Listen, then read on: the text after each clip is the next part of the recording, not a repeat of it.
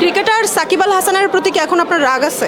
আমার বন্ধু বান্ধবের সাথে আমি ঝগড়া পর্যন্ত করছি যে সাকিব আল হাসান বেশ নাকি মাশরাফি বিন মুর্তজা বেশ, যেমন আছে। আমারও ইচ্ছা ছিল যে বিসিএস এ পুলিশ হওয়ার। আপনার বউয়ের সাথেও কি এটা করেন? আপনার বউ কি আপনার কথা শুনে হাসে? হাসে, রেগে যায়, রাগ থামতেছে না, তখন আমারও রাগ হয়ে যায়, এমন হয়। আপনাকে যে 7 কলেজ বয়কট করছিল ওটার কাহিনী কি? আপনাকে নাকি মারবে পাইলে? আপনি লিলিপুট ফারহান। হ্যাঁ, আপনার হাইট কত? আমার হাইট হচ্ছে 5 ফুট 10, 10.5 এমন হবে। ভাই, আপনার গ্রাজুয়েশন নিশ্চয়ই শেষ। গ্রাজুয়েশন শেষ। আচ্ছা, বাসা থেকে প্যারা দেয় না যে চাকরি করো? হ্যাঁ দেয়, অনেক বেশি দেয়। তাদের ইচ্ছা হচ্ছে যে আমি যেন ওই যে কি বলে বিসিএস এর প্রিপারেশনটা নিই, পড়াশোনা স্টার্ট করি। কিন্তু এই যে এখন আমি ঘুরতে ঘুরতে চলে আসছি আপনার সাথে দেখা করতে, চলে আসলাম এখন এখানে। কী ছিল প্রশ্নটা? ভুলে গেলাম। প্রশ্ন ছিল আপনার বাসায়। হ্যাঁ, পড়াশোনা। সো আমার হচ্ছে চাকরি বাকরির কথা বলে। আমারও ইচ্ছা ছিল যে বিসিএস এ পুলিশ হওয়ার, এই আর কি। বাট এই যে আন্দোলনের পরে একটু মানে মনে হয়েছে যে না, হয়তো বা চাকরি বাকরি করলে কখনো হ্যাঁ সঠিককে সঠিক, বেঠিককে বেঠিক হয়তো বলা যাবে না, তাই একটু বেঁকে গেছে। তো আবার হয়তো বা পড়াশোনা শুরু করব। ক্রিকেটার সাকিব আল হাসানের প্রতি কি এখন আপনার রাগ আছে? রাগের তো কিছু নাই আর কি। আমি রাগ করা না করার তো কেউ না। ওনাকে মিস করেন? মিস করা বলতে মিস কেন করতে যাব, মানে সেইভাবে মিস করি না। আমাদের টিমে, আমাদের ন্যাশনাল টিমে। ন্যাশনাল টিমে খেলার জন্য? আচ্ছা, সে তো ভালো প্লেয়ার ছিল একজন, সে একজন ভালো প্লেয়ার, সে বাংলাদেশের জন্য অনেক রান করছে, কিন্তু কোনো ট্রফি আমরা কেউই জিতাইতে পারে নাই। পঞ্চপাণ্ডবের কেউই পারে নাই, বা এখনও পর্যন্ত বাংলাদেশ কোনো ট্রফি ওইভাবে জেতে নাই। সো সেই জায়গায় আমি মিস ওইভাবে করি না, কারণ আমার কাছে মনে হয় যে আমাদের সামনের দিকে এগোনো উচিত। এবং সামনের দিনে যারা আছে, যেমন আন্ডার-19 থেকে ওরা কিন্তু ওয়ার্ল্ড কাপ জিতছে, তো আমার মনে হয় যে ওরা ওয়ার্ল্ড কাপ জিতবে। আমি আসলে আশাবাদী মানুষ। আমি কখনোই এমন মনে করি না যে একজন চলে গেলে ওইটার জন্য কোনো কিছু থেমে থাকবে। কিন্তু হ্যাঁ, মিস করা বলতে কি, আমি তো একসময় সাকিব আল হাসানের ডাইহার্ট ফ্যান ছিলাম, তার আমি খেলা দেখতাম, পছন্দ করতাম। এমন কেমনও আছে যে আমার বন্ধু বান্ধবের সাথে আমি ঝগড়া পর্যন্ত করছি যে সাকিব আল হাসান বেশ নাকি মাশরাফি বিন মুর্তজা বেশ, যেমন আছে। ঘন্টার পর ঘন্টা করা হয়েছে, কিন্তু এই যে বিভিন্ন বিষয়ে সবসময় সব মানুষের সব বিষয় আপনার ভালো লাগবে না।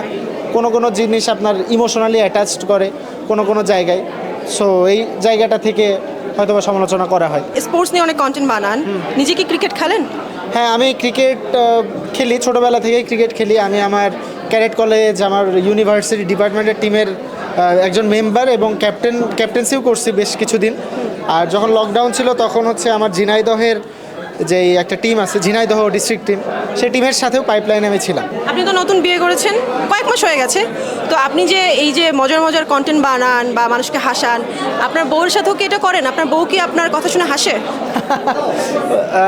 হাসে, রেগে যায়, অনেক সময় অনেক রকম হয়। যেমন হয় কি, মানে হাসে তো অবশ্যই হাসে। আর আমি বাসাতে বা আমার ফ্রেন্ড সার্কেলের সাথে আমি এখন যেভাবে কথা বলতেছি বা ভিডিওতে যেমন কথা বলি, এইভাবেই থাকি আর কি। জেনারেলি আমাকে ভিডিওতে যেমন দেখা যায়, আমি ব্যক্তি জীবনে অমনি কাইন্ড অফ। সো হাসে, কিন্তু আমি একটু ওই যে কি বলে, দেখা গেলো স্ক্রল করতে থাকি, ও কথা বলতেছে ফোনে বা ও একটা কিছু বলতেছে, আমি দেখা গেলো স্ক্রল করতেছি বা অন্য মনস্ক হয়ে গেছি, এই সময় একটু রেগে যাই তখন আর কি। রাগ মানিয়ে আমিও আবার মানে কি হয়, মানে রাগ মানানোটা হয়।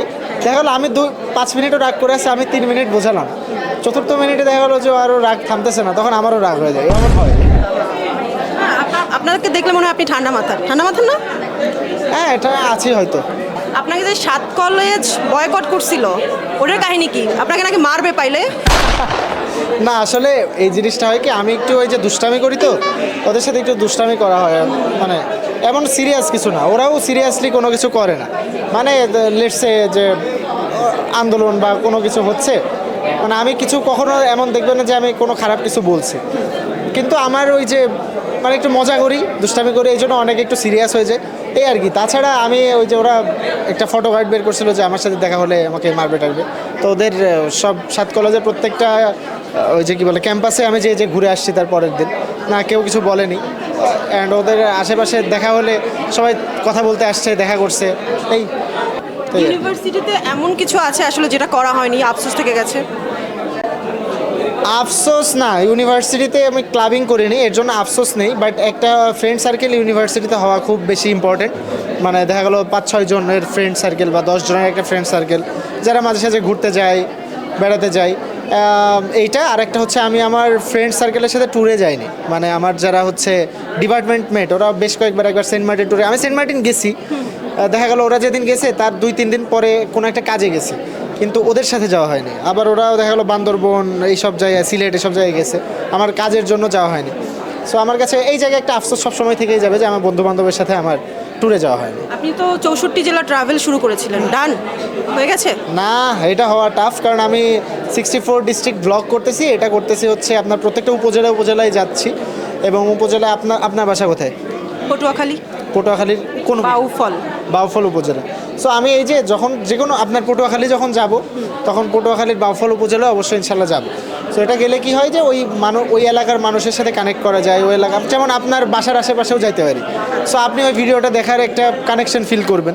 তো আমি চেষ্টা করছি যে বাংলাদেশের প্রত্যেকটা মানুষের ফোনে হোক বা টিভিতে হোক বা স্ক্রিনে হোক, চোখের সামনে হোক যাইতে, যে কারণে আর কি এই 64টা জেলা ঘোরা আশা করি সবার কাছে পৌঁছে যাবে। এই পর্যন্ত 10টা 11টা মতো জেলা হয়েছে, উপজেলা সহ ঘুরতে হয়তো তাই একটু লেট হচ্ছে।